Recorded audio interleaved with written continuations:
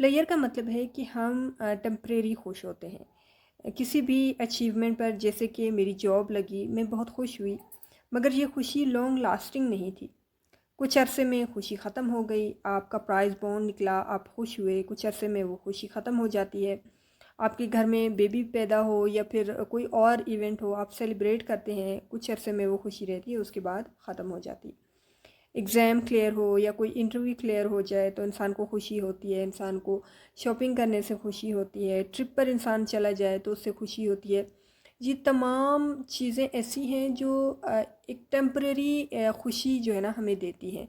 इसको हम प्लेयर कहते हैं।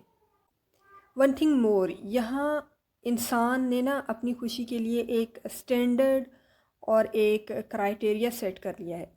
और जब वो ये चीज़ आपको हासिल हो जाती है ना, मतलब आप अपनी खुशी को एक स्टैंडर्ड के साथ, एक गोल के साथ कनेक्ट कर देती हैं, और जब वो आपको हासिल हो जाती है तो आपको खुशी महसूस होती है। तो जैसे ही वो हासिल होती है, कुछ अरसे तक तो खुशी रहती है, उसके बाद वो खुशी ख़त्म हो जाती है और आप नेक्स्ट किसी चीज़ को ढूंढने लग जाती हो, ताकि आपको मज़ीद एक खुशी महसूस हो। अगेन आप एक अचीवमेंट हासिल करो, उसके बाद खुशी को महसूस करो। तो ये वक्ती एहसास है जिसको हम प्लेयर कहते हैं। कंफ्यूज करते हैं हैप्पीनेस के साथ, जबकि हैप्पीनेस का कोई स्टैंडर्ड नहीं है। ये लॉन्ग लास्टिंग है, ये तवील अरसे तक रहने वाला एहसास है। और ख़ुशी का ये एहसास लॉन्ग लास्टिंग तब होगा जब आप हकीकी ज़िंदगी से वाकिफ़ होंगी, जब आप रियलिटी को एक्सेप्ट करेंगी और उसके मुताबिक अपनी ज़िंदगी गुजारना शुरू करेंगे।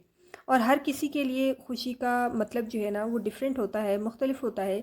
इसके लिए हम कोई स्टैंडर्ड फिक्स नहीं कर सकते। ओके।